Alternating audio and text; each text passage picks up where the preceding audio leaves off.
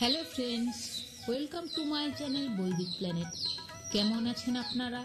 আশা করি সবাই খুব ভালো আছেন, সুস্থ আছেন, শান্তিতে আছেন এবং যে যার নিজের জীবন আনন্দে অতিবাহিত করছেন। বন্ধুরা, আমার এই চ্যানেলে সহজ বাংলা ভাষায় বিভিন্ন প্রকার হিন্দু শাস্ত্র যেমন বেদ, উপনিষদ, পুরাণ, রামায়ণ, মহাভারত, গীতা ইত্যাদি বিভিন্ন প্রকার ধর্মগ্রন্থ নিয়ে আলোচনা করা হয়। আপনারা যাঁরাই শাস্ত্রগুলি সম্বন্ধে জানতে ইচ্ছুক কিন্তু পড়ার জন্য সময় পান না, তাঁরা এই চ্যানেলের ভিডিওগুলি দেখতে পারেন।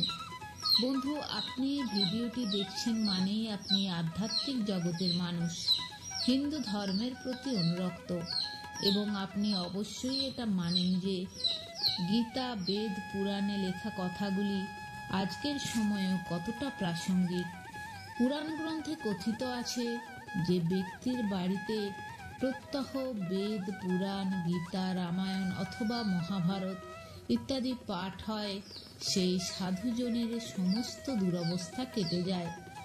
তার মনে এবং তার বাড়িতে এক পজিটিভ এনার্জি উৎপন্ন হয় এবং নেগেটিভ এনার্জি দূরে চলে যায়।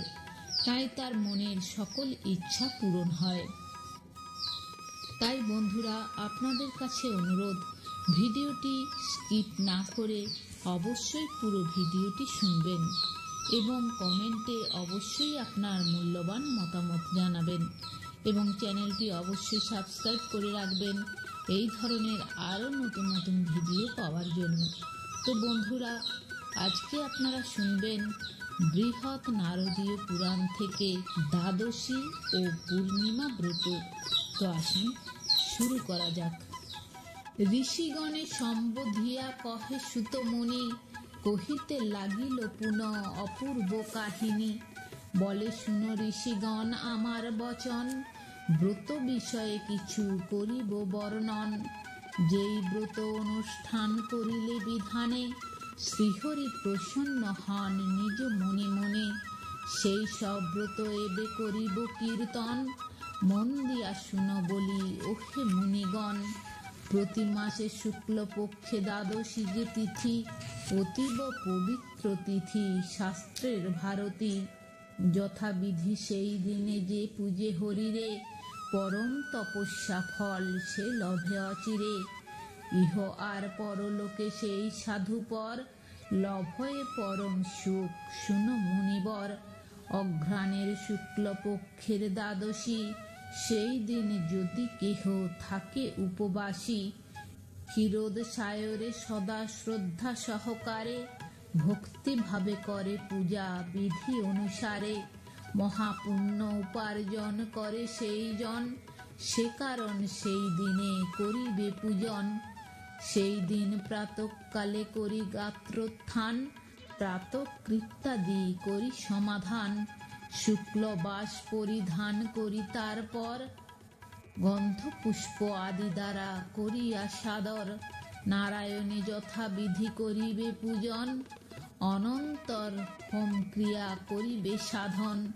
দুগ্ধ দ্বারা পরে সেই দেব নারায়ণে, স্থাপিত করিতে হয় বিহিত বিধানে। নানাবিধ নৈবেদ্য ভোজ্যাদি দ্বারায়, গীতবাদ্য সহ পূজা করিবে তাহায়। শালগ্রাম কাছে পরে সমস্ত রজনী, জাগিয়া থাকিতে হয় শাস্ত্রে হেন জানি। এরূপ বিধানে লক্ষ্মী আর নারায়ণে, ত্রিকাল করিয়া পূজা ভক্তিপূত মনে। পরদিন প্রাতঃকালে করি গাত্রোত্থান, পাতক্রিয়া যথাবিধি করি সমাধান। পূর্ববৎ পুনরায় অতি শুদ্ধ মনে, পূজিবে মৎস্যরূপী দেব জনার্দনে।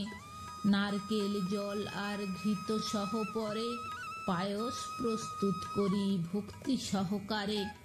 যথাবিধি মন্ত্র মুখে করি উচ্চারণ, ব্রাহ্মণ দিগকে তাহা কর এ অর্পণ। ব্রাহ্মণ ভোজন শেষ হলে তারপর, আপনি খাইবে শুনো তাপস নিকর। ভক্তিপূর্ণ হৃদে ভূমে যেই সাধুজন, হেন মতে এই ব্রত করে আচরণ। স্থান পান বিষ্ণু লোকে সেই মহামতি, কহিনু যেমন আছে শাস্ত্রের ভারতী। প্রত্যেক মাসের শুক্ল দ্বাদশী তিথিতে বিধানে হরির পূজা করিলে এ মতে মনোরথ সিদ্ধ হয় নাহিক সংশয়। তাহার অখিল পাপ বিনাশিত হয়। অন্তকালে বিষ্ণু লোকে কর এ গমন। আরো এক ব্রত আছে হেন পুণ্যময়, সেই কথা বলিতেছি শুনো ঋষিচয়। শ্রী পূর্ণিমা ব্রত হয় তাহার আখ্যান। ভক্তিযুত হৃদে সবে কর অবধান। কিবা বিপ্র কিবা ক্ষত্র বৈশ্য শূদ্র করি, চতুর্বর্ণ মধ্যে সেই কোন জাতি নারী। এ ব্রত করিতে পারে শাস্ত্রের বিধানে, পরম পবিত্র তাহা বিদিত ভুবনে। সকল কামনা সিদ্ধ এই ব্রতে হয়, দুঃস্বপ্ন বিনষ্ট হয় নাহিক সংশয়। দুষ্ট গ্রহ নিবারিত হয় তাহা হতে, সর্বব্রত ফল লাভ তার প্রসাদেতে। তাহার বিধান এবে করিব কীর্তন, অবহিত মনে শুন ওহে ঋষিগণ। অঘ্রাণের হলে পূর্ণমাসী তিথি, দশন্ধাবন করি আছে যথাবিধি।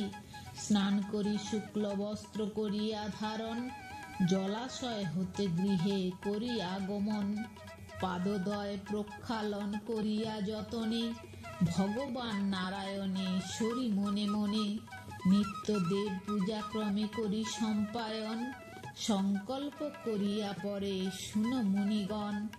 গন্ধ পুষ্প আসনাদি নানা উপাচারে, লক্ষ্মী নারায়ণ পূজা করিবে সাদরে।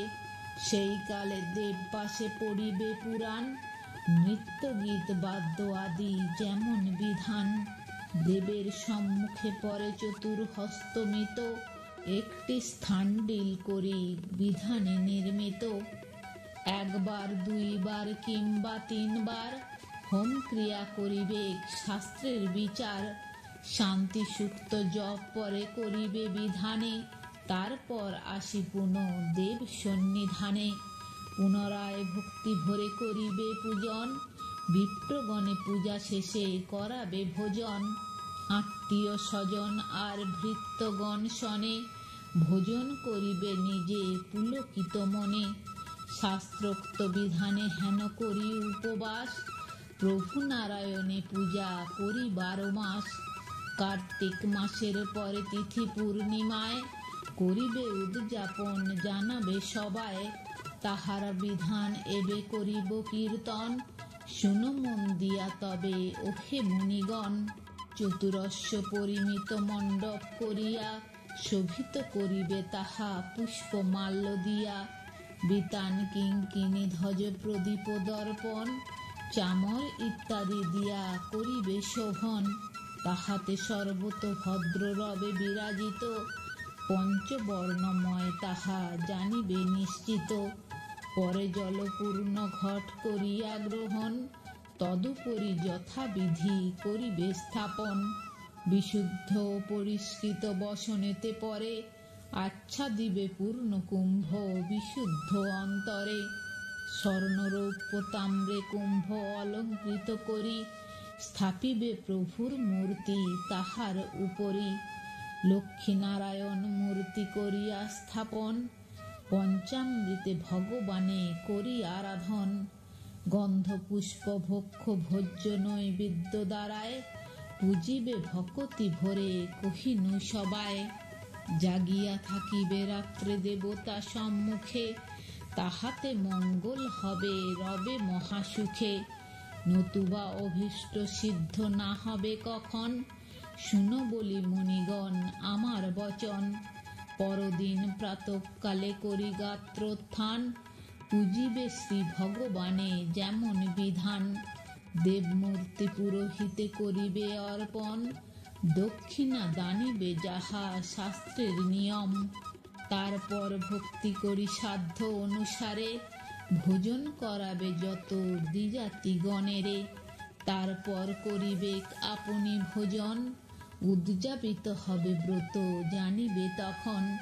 শাস্ত্রমত এই ব্রত যদি কেহ করে, পরম দুর্লভ পদ পায় বরাবরে। মহাপুণ্য ব্রত এই মহাব্রত হয়, সমাপন করে যদি কোনো মহোদয়। যোগীর দুর্লভ পদ পায় সেই জন, শাস্ত্রের বচন যাহা শুনো মুনিগণ। যেই সাধু ধরাতলে মহাভাগ্যবান, সেই জন এই ব্রত করে সমাধান। ভাগ্যবশে যেই জন পরপদ পায়, তার ভব দুঃখ যেন সব দূরে যায়। তাহার দেহেতে পাপ কভু নাহি থাকে, অন্তকালে পরম পদ লাভ করে সুখে।